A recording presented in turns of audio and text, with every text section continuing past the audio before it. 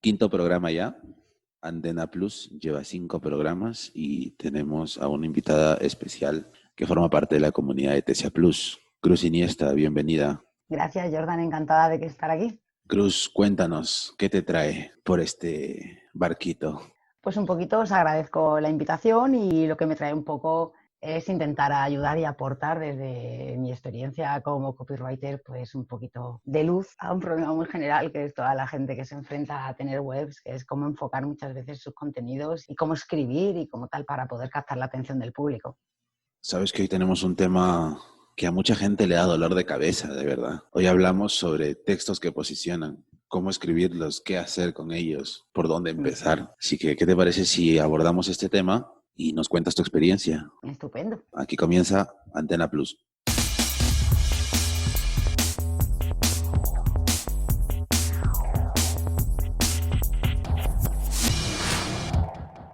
Yo desde mi experiencia lo que os puedo contar un poquito es que a veces para posicionar un texto SEO hay que tener en cuenta todos los parámetros SEO, eso es inevitable. Tienes que tener en cuenta hacer un keyword research, tienes que tener en cuenta todo el tema de SEO on page para poder facilitar ese posicionamiento, pero por ejemplo sí os diría que hay también muchos temas que suele tener la gente muy metidos en la cabeza y que no son tan importantes. La gente se agobia mucho con el tema de poner la palabra clave en el título, en el primer párrafo, muy a la derecha, que si la pongo tal y como vienen las búsquedas o le meto proposiciones o no se las meto. Hoy en día, tal y como está Google, tenemos que aprender a escribir de modo natural. Y cuando hablamos de modo natural es que yo me siento aquí y te cuento a ti lo que te quiero contar. Es como si yo te quiero contar cuando te quiero vender algo y me siento y te lo cuento sencillamente con las mismas palabras que utilizaría. No me tengo que preocupar de dónde va la palabra clave, de cuántas veces la nombro, de si he puesto las variaciones, he puesto menos, si le pongo más sinónimos, si le pongo menos. Te tiene que salir natural. Google va a entender enseguida de qué estás hablando. Ya no es tan importante que tú pongas alquiler coche, cuando puedes poner alquiler de coches, por ejemplo, ¿no? Todo lo que se ha dicho sobre escribir texto SEO, en su gran mayoría, es mentira. Porque Es mucha mentira. gente se lía con las etiquetas, con la semántica, con la profundidad de la keyword. Desde mi punto de vista, yo no soy experto en redacción SEO. Creo yo que un buen contenido SEO es el que responde a la pregunta de un usuario. ¿Qué nos puedes decir sobre esto? Aquí lo importante es averiguar qué es lo que está buscando el usuario, qué intención tiene detrás de una búsqueda que hace. Porque si una persona está buscando alquiler de coches, por ejemplo, lo lógico es que lo que quiera es una información para saber cómo tiene que alquilar un coche, cuánto le va a costar, dónde, pero no necesita que empecemos a definirle. Esto es que lo veo mucho en los artículos, ¿sabes? Alquilar un coche es ir a tal y le das el dinero y entonces te lo puedes llevar 2 días a casa, entiéndeme. Leo mucho que la gente se enfoca en definir cosas que no hace falta definir, que la gente ya sabe lo que son. Tú no necesitas definir lo que es un calentador de agua, es que necesita ducharse todos los días, pero si eso ya lo saben, lo que les importa es saber qué tipo de calentadores hay, cuál es el que más se adapta a las condiciones que ellos tienen y las que necesitan. Mucha gente piensa de que escribir un texto que va a posicionar en Google es escribir para Google. Y esto lo mencionaste al inicio, hay que escribir para el usuario. Con todos estos algoritmos y estos cambios que hubieron en Google en estos últimos meses, ¿cómo has visto tú el comportamiento de tus clientes o de las webs que has montado? Es que tú le puedes poner a Google en el título que vas a hablar de palomitas de maíz, que como estés hablando de perros, no te va a hacer caso a que tú pongas que hablas de palomitas de maíz. Da igual que tú pongas eso en el H1. Él va a interpretar todo lo que tú estás escribiendo, pero todo, desde la primera palabra hasta la última. Por eso no hay que obsesionarse con es que en el H2 tengo que poner esta otra búsqueda, es que en el H3 tengo que poner esta otra. No, tienes que poner lo que de verdad se necesite para dar respuesta a lo que el usuario quiere encontrar en lo que tú estás escribiendo. Y para eso es muy útil muchas veces inventarte una persona a la que le estás hablando. Es el No sé. famoso buyer persona, ¿verdad? La semana pasada justamente estoy con una tienda de puericultura y les pregunto un poquito, bueno, ¿cuál es vuestro cliente y tal? Y me dicen, pues son mujeres de 20 a 50 años que van a ser madres por primera vez. Vale, me 50 estás años. hablando de la mitad de la población del mundo, por favor. O sea, Pero de tenemos, 20 a 50 primerizas, a ver, se es les que fue la tenemos que olla. afinar mucho más, ¿sabes lo que te quiero decir? Porque además luego descubrimos que no es la mujer, que para comprar un cochecito de bebé lo compra la pareja, no lo compra solo la mujer, que normalmente están entre los 30 a los 45 años en su mayoría, que suelen ser personas que los dos trabajan, que tienen poco tiempo, que tienen 1 o 2 vehículos, que suelen salir bastante de viaje los fines de semana, que se van de vacaciones. Bueno, pues eso ya nos da mucha idea de para qué necesitan las cosas y cómo se las tenemos que orientar. Van a tener poco tiempo, están acostumbrados a comprar en internet, tienen más seguridad o menos, por ejemplo, en comprar online. Es que no se puede hacer un buyer personal solamente de decir de tal a tal año mujer o hombre. Eso es una forma muy simple que realmente no te ayuda. Tienes que cogerte y pensar, bueno, pues venga, en tu vecino, vale, yo le voy a llamar Maripepa, va a tener tantos años y me pongo aquí una foto y me siento y hablo con ella. Te diriges a esa persona, como si le Y estuvieras se lo hablando cara a cuento a cara. ella. Y se lo cuento de la forma más natural del mundo. Mira, yo, por ejemplo, una cosa que hago siempre, cuando tienes hecha la búsqueda de palabras clave, ¿no? Pues yo me la leo. Sencillamente me leo un poco así las que más me interesan y luego me pongo a redactar. No estoy todo el tiempo pensando de si la he metido, si no la he metido. Redacto lo más natural posible. Una vez que eso ya está redactado así, es cuando, bueno, pues puedo revisar un poco, puedo ver que aquí le puedo meter un sinónimo, puedo ver que, mira, pues en esta frase, oye, no le he hecho referencia, pues aquí voy a meter otra vez una variación de la palabra clave. Los que matizan tanto y tanto tengo que hablar aquí, tengo que nombrarlo aquí, tengo que nombrarlo aquí, que al final es mucha dificultad a la hora de expresarte, a la hora de escribir. Porque tienes que estar condicionando que ese texto, la palabra clave, calce con toda la redacción que estás haciendo y eso al final te complica la existencia. Efectivamente, porque bueno, pues cuando sale y entra, pues entra bien. No hay que forzarlo porque además es que vas a aburrir a tu usuario. ¿Cuántos años llevas en el mundo del copywriting y la redacción SEO? Como copywriting llevo 5, de redacción llevo bastantes más. Y en todo este tiempo, ¿cómo podrías compartir tu experiencia sobre eso que se necesita saber al momento de sentarse frente al ordenador y pensar en escribir un texto correcto de cara al SEO? Estamos hablando de alguien que no tiene ni puñetera idea de cómo hacerlo, que no es un SEO, no sabe por dónde comenzar. Así al igual que tú y yo, o que la comunidad que nos escucha, en algún momento todos hemos comenzado sin tener conocimiento de nada. Todos hemos comenzado así, pero claro, también es verdad que necesitas ir aprendiendo algo, ¿no? Invariablemente vas a necesitar saber cómo está buscando la gente lo que tú ofreces. Y ahí no te queda más remedio que hacer una búsqueda de palabras clave, que observar mucho a la gente, mucho, en cómo buscan. Y no, que tienes a tu hija al lado. A ver, nena, ¿cómo buscarías tú esto aquí? A fulanito, oye, ¿por qué no buscas tal cosa? Y aprendes un montón de cómo busca la gente, porque la gente cada uno buscamos de una manera diferente, ¿eh? Vayamos a creernos que todos buscamos igual. Para nada, es absolutamente distinto cómo buscan unas personas u otras. Si la persona busca a través del móvil o busca a través de teclado. Hoy en día, y cada vez más, como está evolucionando el algoritmo, él ya lo entiende. No importa cómo tú lo estés buscando, que él detecta lo que tú quieres encontrar. Y ahí es donde nos tenemos que centrar. Sencillamente en pensar qué es lo que yo necesito saber. Una vez que tengas claro eso, te sientas y se lo cuentas. Lo arreglarás, lo adornarás y lo pondrás bonito, pero sobre todo te sientas y se lo cuentas. Y si te es más fácil grabándolo, pues lo grabas en vez de escribirlo. Un diálogo como si estuvieras hablando con alguien cara a cara Es que y ya está. hoy en día se habla mucho de la relación conversacional. Es como si estuviésemos tuyos y te estuviese contando, ayer, que este calentador más chulo que vi, porque mira, porque es que tiene aquí el termostato, oye, ¿qué haces así? Es que se mueve la temperatura de grado en grado y fíjate que me dijo el técnico que es que lleva no sé cuántos controles de seguridad, ¿sabes? Pues como te lo contaría, como se lo estás contando a tu amigo, a tu hermana o a tu vecino. Hay un punto que a mí me causa mucha curiosidad en particular, que es sobre los títulos, concretamente el H1. Y me salta una pregunta. ¿El título tiene que molar realmente? Totalmente. Todo el mundo me dice, es que hay que poner la palabra clave. Vale, sí, pero es que hay muchas formas de poner la palabra clave. Que yo no tengo que poner siempre, es que hoy se me ha metido, como he estado con un tema de calentadores, entonces ahora tengo el tema de calentadores en la Pues cabeza todo el hablemos de tiempo. calentadores. Pero Hoy da es el igual. capítulo de calentadores. Claro, es que yo no tengo por qué ver todo el tiempo. Calentadores de gas, características y guía de compra. Muy Yo te- cuadriculados. Claro, yo te puedo dar los 3 principales beneficios de un calentador de gas. Pues si Google sabe que voy a hablar de los calentadores de gas, si da igual cómo lo ponga. Mientras yo meta la palabra calentador de gas en mi H1, bueno, y en realidad ya te digo que aunque no la metiese, Google me la pondría. Llegaría a cambiarme el H1, creo yo. Ya hoy por hoy, con las cosas que yo he visto, de cambiarme estas descripciones y todo, yo creo que hasta llegaría a cambiarte el H1 Google, ¿no? Surprise, motherfucker. ¿Te ha pasado esto?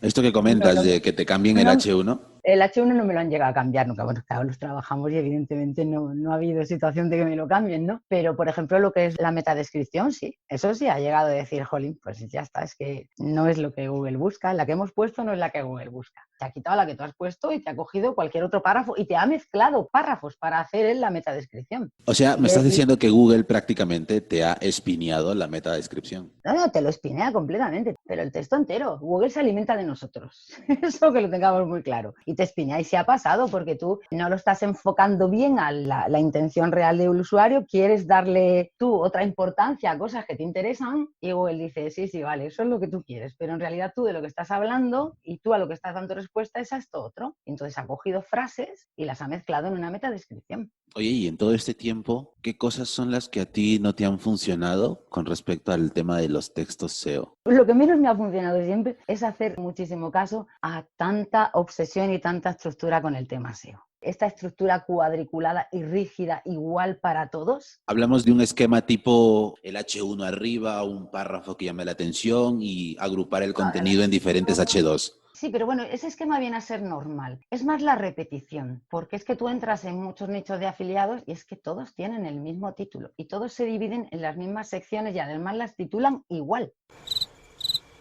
Guía de compra, los mejores calentadores, características, ventajas. Tienes una fijación con los calentadores. Ya te digo que vengo de ahí, pero da igual, eso lo podríamos aplicar lo mismo a tipos de raza de perros, que a micrófonos, que a secadores de pelo, que a aspiradoras, es que da igual, pero que en la mayoría de las webs de afiliación que tú entras, es que está todo repetido igual, todo, Ahora, todo. Y tú lo sabes, es características, ventajas y opiniones. Sí, se pueden poner, pero no sé, hay que ponerlas un poquito de otra manera. Casi nadie habla de beneficios, por ejemplo, y los beneficios son los que venden. Las características te convencen, pero lo que vende es el beneficio. Mira, ¿qué te digo yo? Un altavoz de estos, ¿sabes? De estos Bluetooth muy potentes que te puedes llevar a todas partes, que tiene un sonido espectacular. Ese altavoz, la característica que tiene es que tiene, por ejemplo, 40 vatios. ¿Cuál es la ventaja? Pues que tiene una potencia mucho más alta que las de su competencia y que vas a poder escuchar la música a volumen alto. Pero ¿cuál es el beneficio? Que tu chico de 16 años, cuando está pensando en comprarse ese altavoz, él está pensando en la fiestorra que se va a montar con los colegas con el altavoz ese puesto a toda pastilla. Cruz, para alguien nuevo que está empezando en este mundillo, ¿qué sugerencia le darías? Que lea mucho, que se meta mucho en todas las webs de afiliación que hay sobre las que él quiere hacer los contenidos y sobre las que no también, que las mire, que vea cómo están y que después de hacer todo eso, intente hacer algo completamente distinto.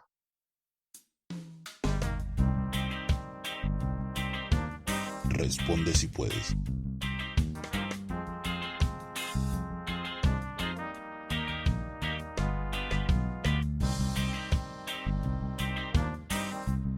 Mamá Friki de Instagram pregunta, ¿vender o convencer?